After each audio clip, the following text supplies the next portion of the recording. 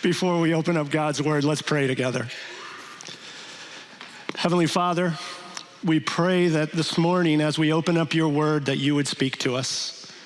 Lord, you have given us the opportunity to worship you through song, to open up our hearts and our minds. You have given us evidence of your transforming power in Jeremy, Corbin, and Andrew's lives.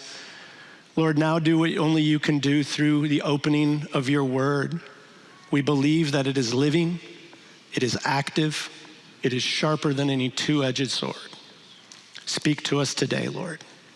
We pray all this in Jesus' name, amen. I'd like to start this morning by asking you to consider 4 questions. Now, as you consider these questions and as you kind of answer them in your own hearts and minds, please don't raise your hands. Please don't answer verbally. But as I read the question, I'd ask that you honestly answer the question in your heart. First question: does your life feel out of control? Does your life feel out of control? Do you seem to be running here, there, never able to get a handle on what's going on in your life? A sense that things just aren't right. Question 2, are you overwhelmed in the midst of personal crisis? Today, do you feel overwhelmed because you're in the midst of a personal crisis of one sort or another? Maybe it's a decision you have to make and you just don't know. You just don't know what the answer is. You don't know whether to turn to the right or to turn to the left. Maybe you just feel like life itself is a burden. Question number 3. Do you feel discouraged and defeated? Do you feel discouraged and defeated? Day to day, it just doesn't feel like you're winning at anything. Life is difficult, and you feel defeated and discouraged. 4th question. Do you feel like you are spiritually empty or dry?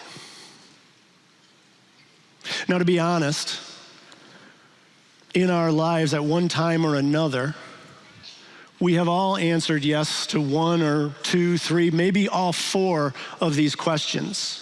And maybe you're here this morning and you've answered yes to 1, 2, 3, maybe all 4 of the questions. All of us at one point or another in our lives have. I have.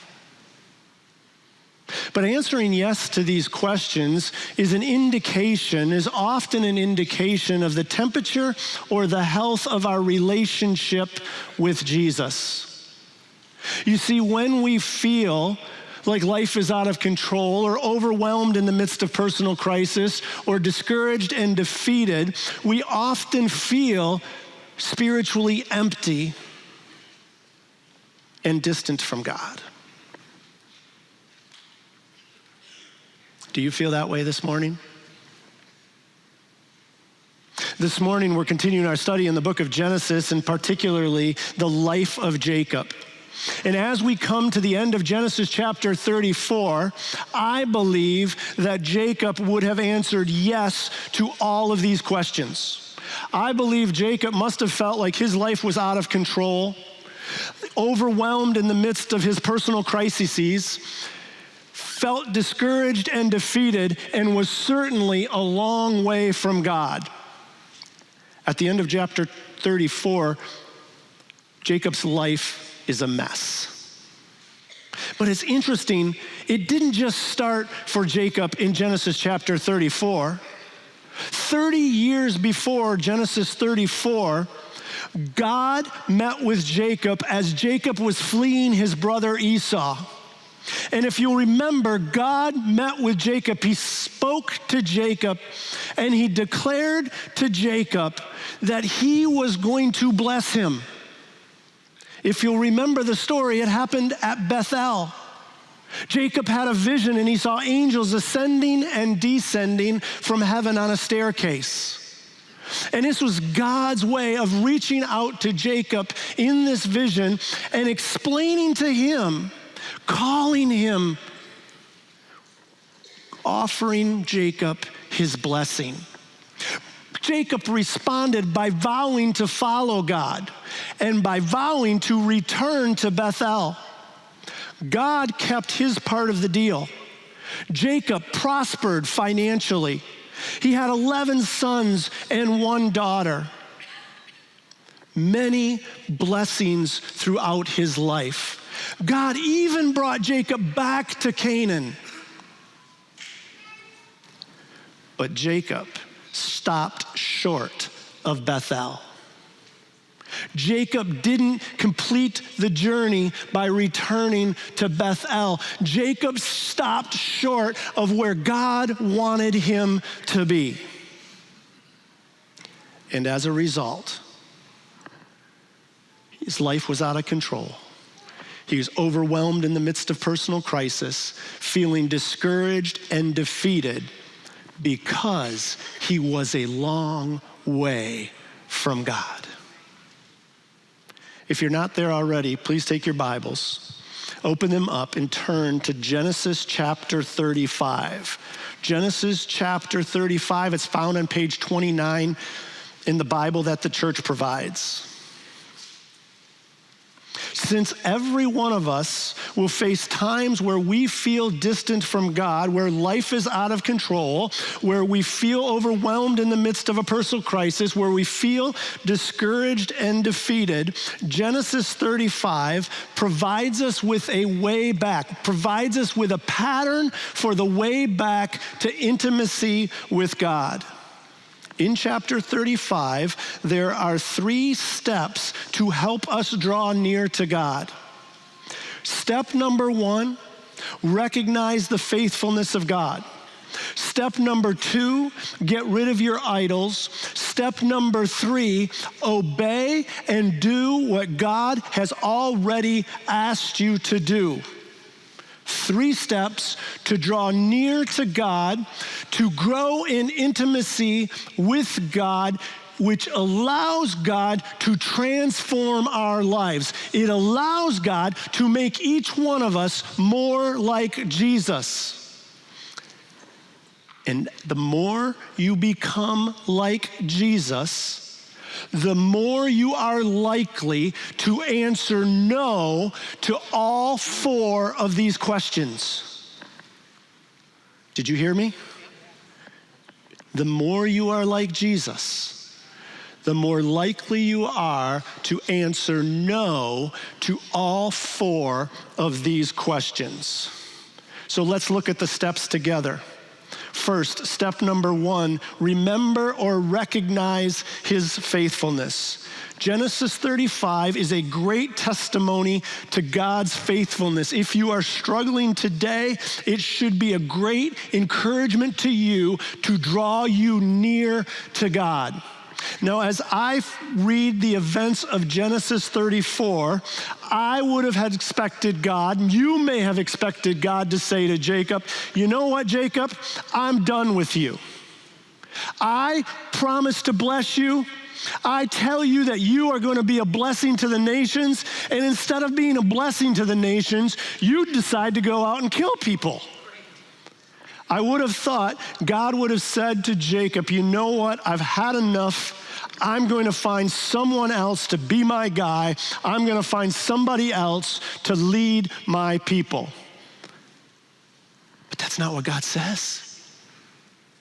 God expresses his devotion to the promise that he made to Jacob. He expresses his faithfulness because God keeps his promises. Look at 35, verse 1. Then God said to Jacob, go up to Bethel and settle there, and build an altar there to God who appeared to you when you were fleeing from your brother Esau. Now, to me, that's encouraging. God is faithful. Even after the disasters of Genesis 34, God speaks to Jacob, and he speaks words of encouragement and instructions, words intended to bring Jacob close to him. God is calling Jacob back to where they had their first encounter, and this is where renewal begins. It is recognizing God's faithfulness and going back to the place where you first met God. Remember what Jacob said after his first experience with God in Genesis chapter 28?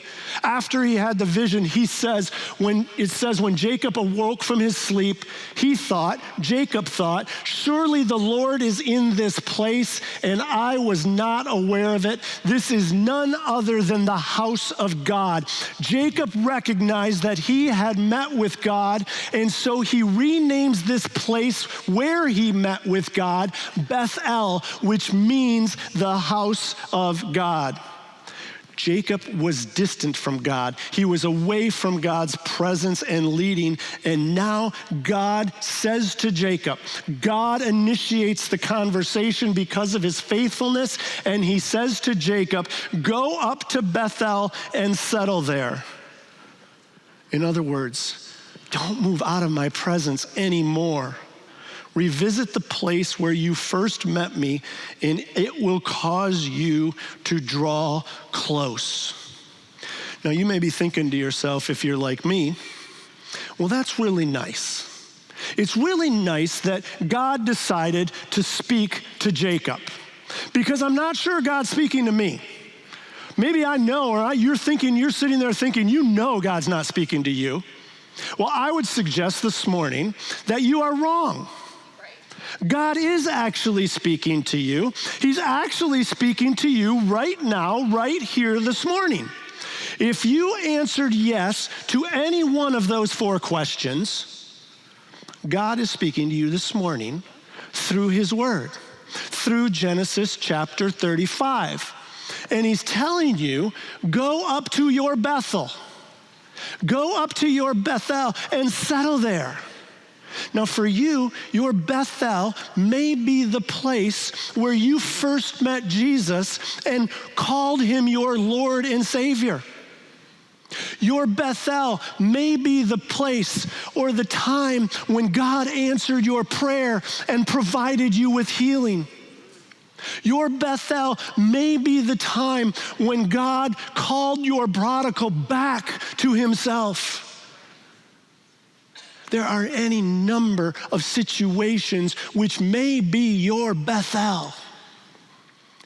God is calling you back to your Bethel, to settle there and to recognize his faithfulness. But I think for us this morning, there's something a bit more specific in this text. You see, I think God has a specific Bethel in mind for each one of us here at Calvary Church. You see, I actually think that for all of us at Calvary, our Bethel is Calvary Church. It is the house of God. It is the place that God has called you to remember and to recognize his faithfulness. This is the place that he draws us to, where we come together every Sunday morning and see what God has been doing and what God is going to be doing. We see and we remind each other of God's faithfulness. We gather here every Sunday morning to recognize together that God is real and that he is good. He is faithful and he keeps his promises. I love what the psalmist writes in Psalm 100. The psalmist writes this: shout for joy to the Lord, all the earth. Worship the Lord with gladness. Come before him with joyful songs. Know that the Lord is God. It is he who has made us, and we are his. We are his people, the sheep of his pasture. Now look at this next slide in the top verse. Enter his gates with thanksgiving and his courts with praise. This morning, you have entered his gates. You are in his court, and he calls each one of us.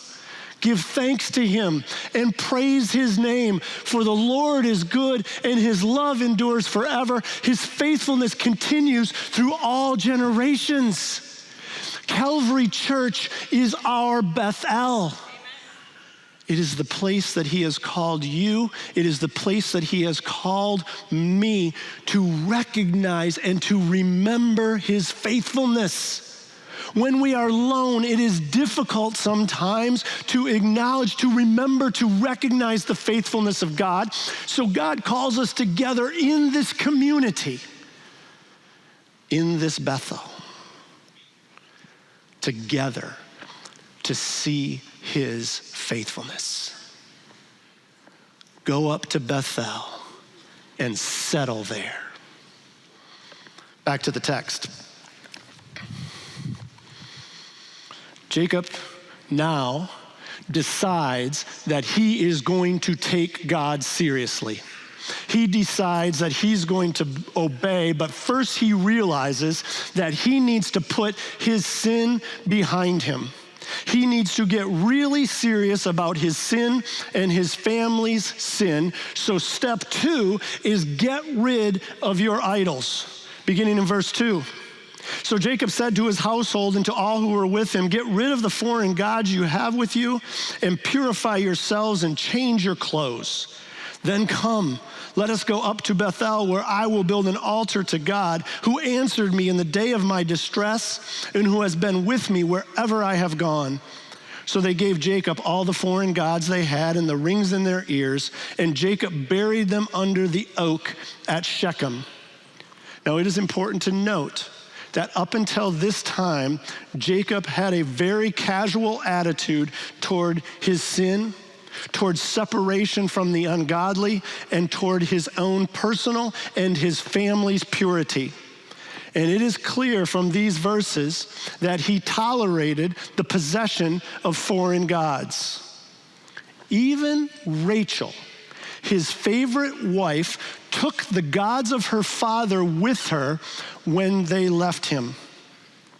And in chapter 34, we saw that Jacob's household was added to with many wives and children of Canaanites who worshiped other gods. And these women and these children likely took their gods with them as well.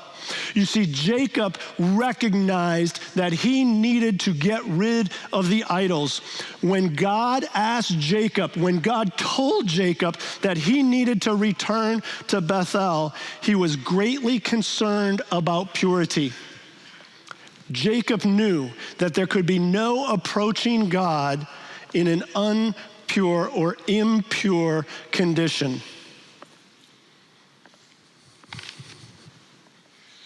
I wonder how seriously we as followers of Jesus take our own sin.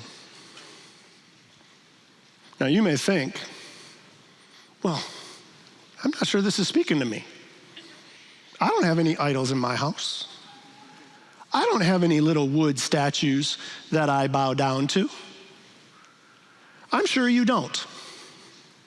But you see, an idol is not just a little wood, metal, bronze statue that you have in your house that you bow down to. You see, an idol is anything that takes us away from worshiping God and putting God in the place of number one priority in our lives. Anything in our life that keeps us from God and his will for our lives. I would suggest that although you don't have a little wood statue or a little metal statue in your house, you likely have some idol in your life. Maybe your idol is your career. Everything in your life is subordinate to your business or climbing the ladder in your workplace. Maybe your idol is affluence. You like the nice things of life, and there's never enough. More cars, more houses, more cottages, more things, and those things become the idols that you live for.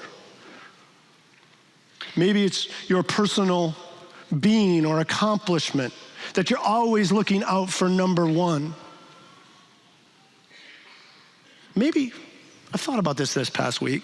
Somebody suggested it to me, and I think it's really good. Maybe it's a kind of a different kind of series of idols. Maybe your idol is your feelings. You live your life by how you feel, and those feelings can take you one way or the other. Or maybe it's security. You live your life trying to be overly protective and overly safe. Or maybe it's control. You live your life trying to control everything. Feelings, security, and control can also be idols in our lives. See, I don't think any of us have statues in our house, but almost all of us have idols in our lives.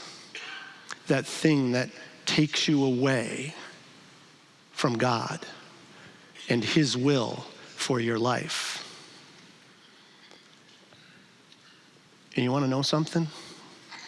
It's a bit of a secret. If you have idols in your life, you are much more likely to answer yes to the questions that I proposed at the beginning of the sermon. You see, it's not often the trial or the difficulty that is actually the problem. It's the idol that's in your life that keeps your eyes off of God, who is the faithful one, who is there to take care of you and meet all your needs and concerns and to instruct you in the way you should go. And the idol distracts from that, and that distraction causes you to feel like life is out of control. It causes you to be overwhelmed in the crisis, and it causes you to feel defeated and discouraged. The idol is what often causes us to answer yes to the question. And I will suggest, you may be sitting there and thinking, well, you know what? I like all those things, and I don't really even feel that way. It's coming. It's coming. So what are we to do? Well, the text is very clear about how to handle this. First, please just don't look at the person next to you. This is God speaking to you this morning. And there are 3 instructions we see in the text. First, get rid of the foreign gods. Get rid of the foreign gods. This means we must identify and put away anything that hinders us drawing near to God. We could go through the list again, but I'm pretty sure right now you know exactly what that thing is that hinders your closeness with the Lord. Get rid of your foreign gods. Second, purify yourselves. This means that we must confess our sins. And this idolatry is a sin. Confess the sin and receive God's forgiveness. Third, change your clothes. In essence, this means change your outward behavior, which means changing actions, and sometimes it means changing associations, the people who are there causing you to stumble. And Jacob takes this seriously. Look what it says he did with all the idols. What does he do with them? Thank you. He buries them. He takes this seriously and he buries the idols. Jacob came to the point of taking his sin and purity seriously, and we need to do so as well. Thirdly, Jacob did what God instructed him to do.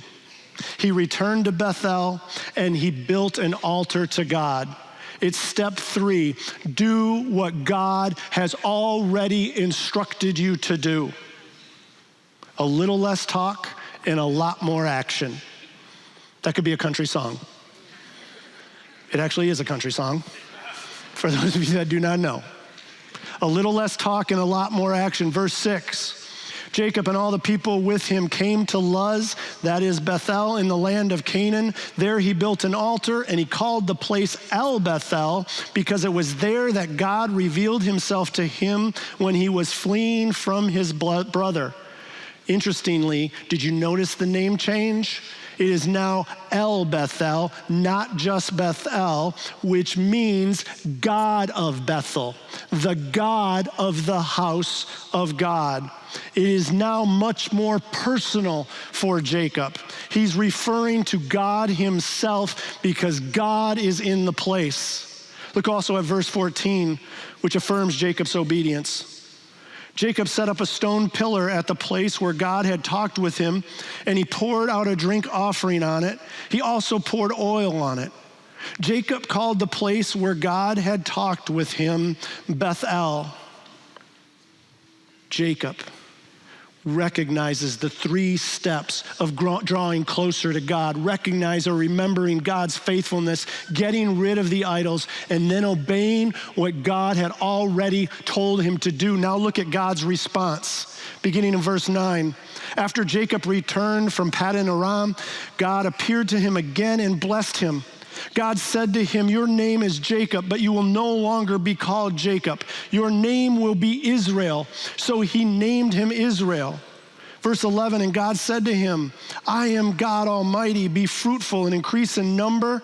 A nation and a community of nations will come from you, and kings will be among your descendants. The land I gave to Abraham and Isaac I also give to you, and I will give this land to your descendants after you." Then God went up from him at the place where he had talked with him.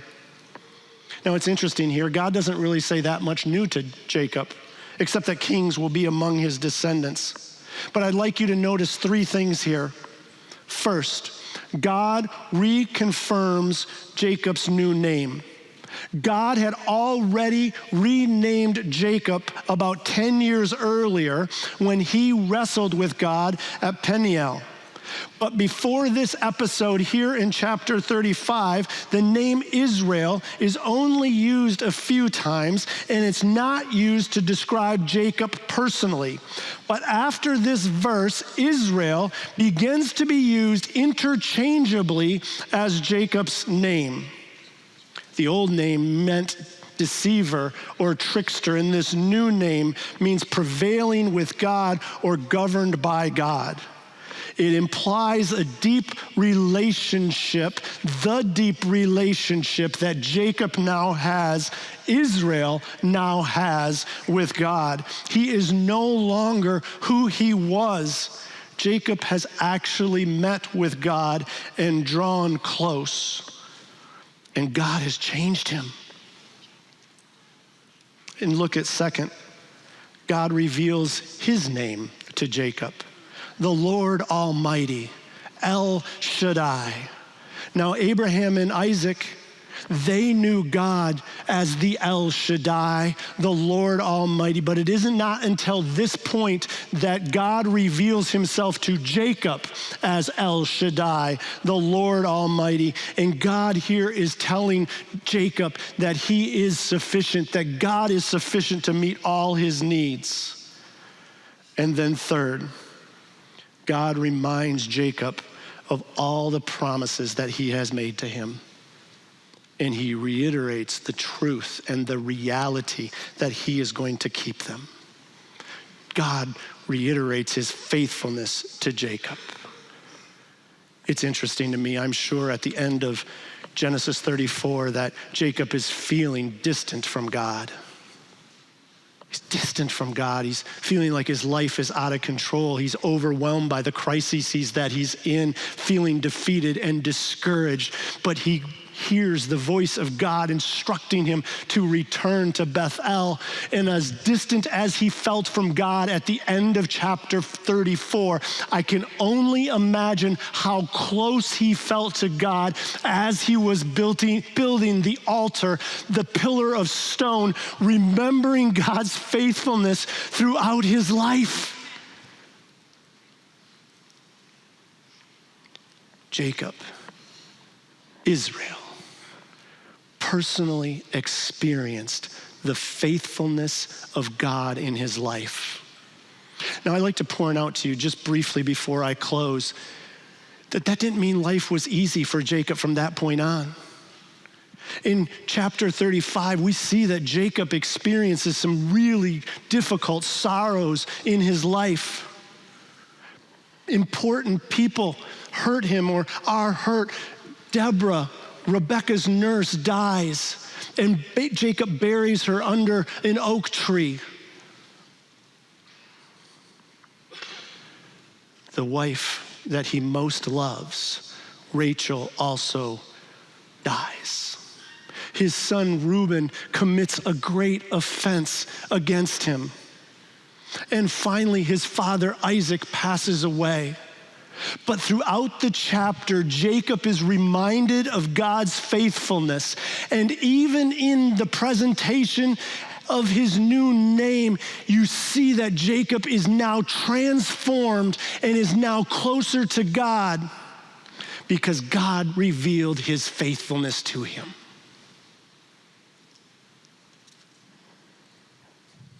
So for us, as we close this morning, we need to be a people who remember the faithfulness of God in our lives. So I'd ask that you'd help me, because this morning we are going to build a pillar of stone. And we're going to start by remembering the day that God called us to salvation through Jesus Christ and brought you out of darkness into light.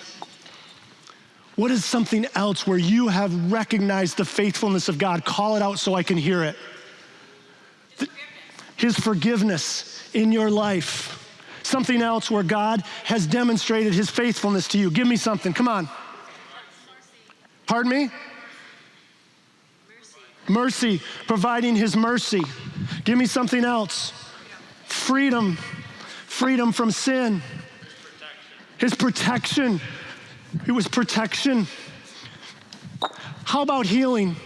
Can any of you recognize that God has provided healing to you?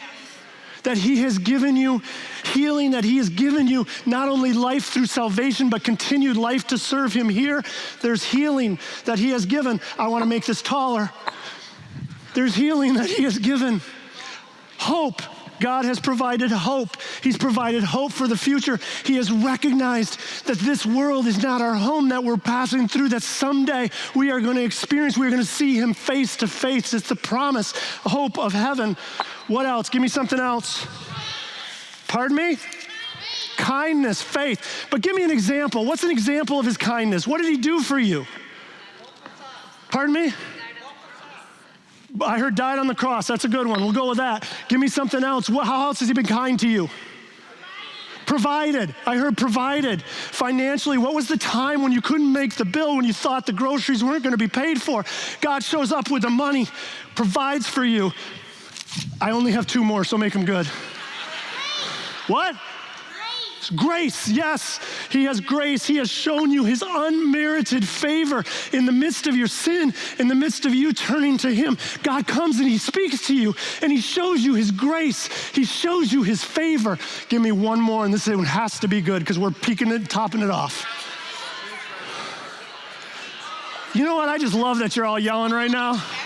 Somebody's got to yell really loud for me to hear.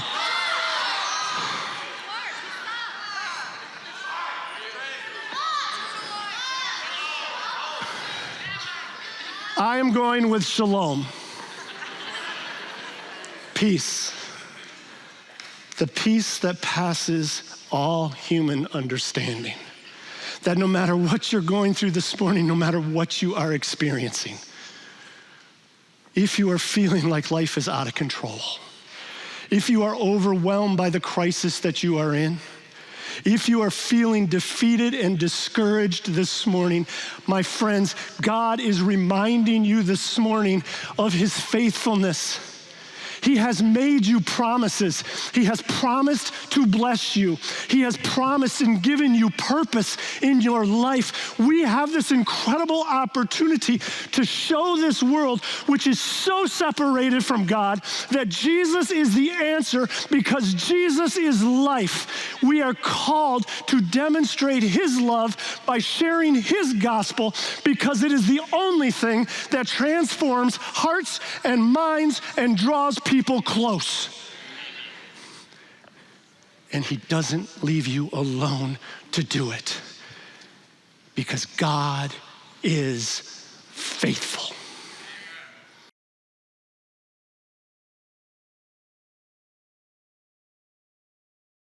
Thank you so much for joining us for this podcast from Calvary Church. We hope this message has brought the light and hope of God's presence into your life, refreshing your soul for the journey the Lord has you on. If you have a spiritual need or would like to connect further with the work God is doing through Calvary Church, seek us out online at calvarygr.org. On our website, you can also find an archive of previous messages from this series. Thanks for listening.